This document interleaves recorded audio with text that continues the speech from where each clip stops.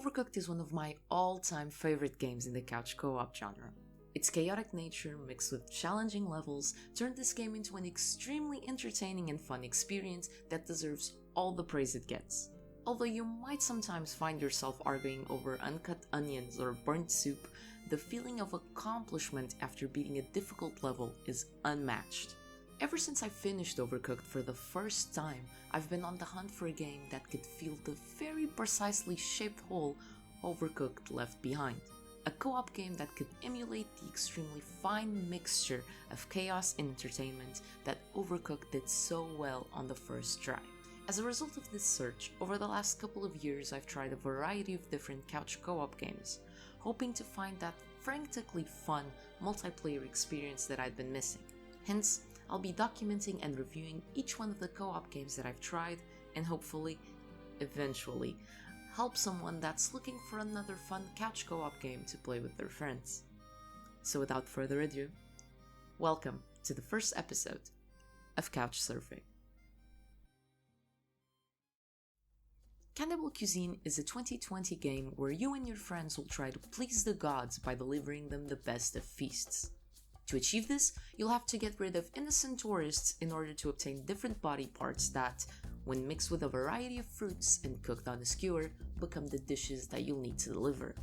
In this game, cooking itself takes the back seat. The recipes aren't intricate at all, being just a simple combination of 2 or 3 ingredients that are always cooked in the same place. Instead, the challenge comes with coordinating gathering the ingredients, killing the tourists, cooking and delivering the orders on time, all while making sure you don't fall victim to some sort of danger or obstacle. The type of obstacle obviously varies with the theming of the section. In the jungle, you'll find rivers that need to be crossed, either by using barrels or simply by dashing through them. In the temple section, you'll find spiky holes that need to be surpassed by using jumping platforms. In the next section, you'll be back to avoiding water, with moving ships being added into your list of concerns. On the other hand, in the volcano, you'll have to use meteor bombs to break down stone walls. Lastly, if you do decide to play the free DLC levels, you'll be able to fight shiny beetles. Although Cannibal Cuisine is clearly trying to keep the gameplay feel more challenging and less repetitive by introducing these different mechanics, I unfortunately believe that it fails to complete this goal, as most of these obstacles are either completely avoidable or just annoying. As a result, the player is met with a very lackluster experience that, albeit short, feels more and more tiresome as time goes on. However, as disappointing as the overall level design may be, I'm forced to make an exception when talking about the challenge levels. These appear at the end of each section and are extremely diverse. On the last level of the jungle, you'll find yourself fighting for your life as you wipe out 5 waves of angry tourists. On the other hand, in the next challenge level, you'll be forced to swiftly jump between platforms to avoid getting crushed by a gigantic rolling pin. You'll also encounter a tower defense level and a boss that you'll have to blow up at the end of the main game campaign. Finally, in the last level of the free DLC, you'll have to fight a gigantic beetle after running through an obstacle course. While some of these levels are admittedly more fun than others, I always found myself looking forward to them as they felt refreshing and a little bit like a break from the game's repetitive core mechanics. Even though gameplay isn't one of Cannibal Cuisine's strongest suits, I must admit that the cannibal aspect of this game was, from beginning to end, one of the most entertaining features. The introduction of basic combat was what initially drew my attention to Cannibal Cuisine, and however disappointing it may be, I'd be lying if I said I wasn't mindlessly amused while whacking the tourists. That being said, the combat is a little bit too simplistic for my taste, with the main mechanic consisting of hitting the tourists 2 times in a row, then quickly getting away before coming back to whack them a 3rd time. As soon as you realize this, the combat is trivialized rather quickly.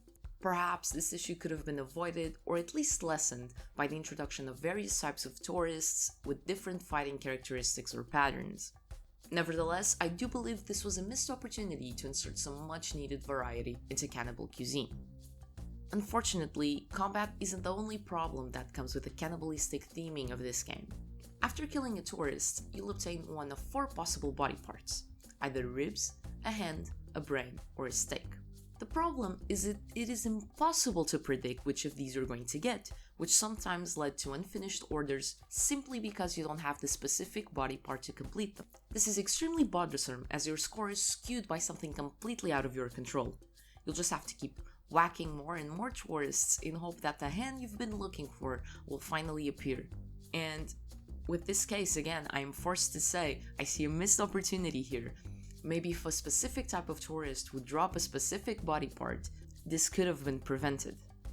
Now, we cannot talk about Cannibal Cuisine without mentioning the existence of power-ups.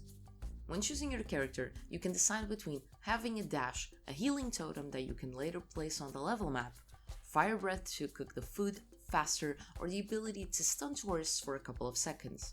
Although exciting at first, after a couple of levels you'll quickly realize that these power-ups are for the most part useless. The dash is probably the only one that doesn't follow the trend, as I found it to be the most helpful power-up 99% of the time. This power-up did overrule most obstacles, making things such as rivers and separated platforms completely trivial. However, it also made the gameplay quicker and more efficient, which is greatly appreciated. Sadly, the same cannot be said about the other power-ups. Considering how simple and easy combat is, I never found the reason to use the stun feature. With the fire breath it was even worse, as every time I chose it, I always forgot to use it.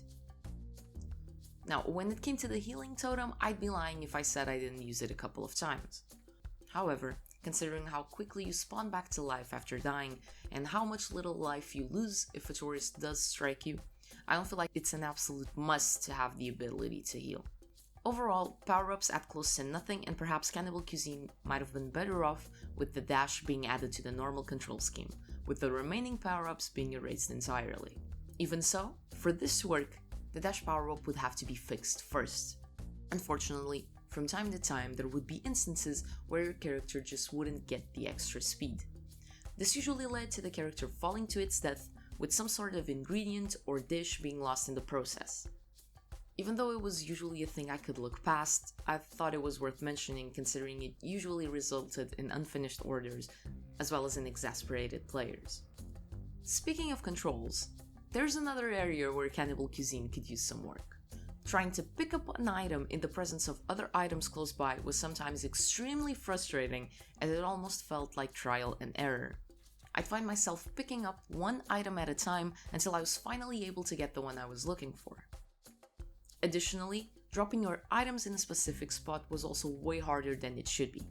There was actually instances where my character had its back turned to the skewer and the ingredient that I tried to drop would automatically be placed there.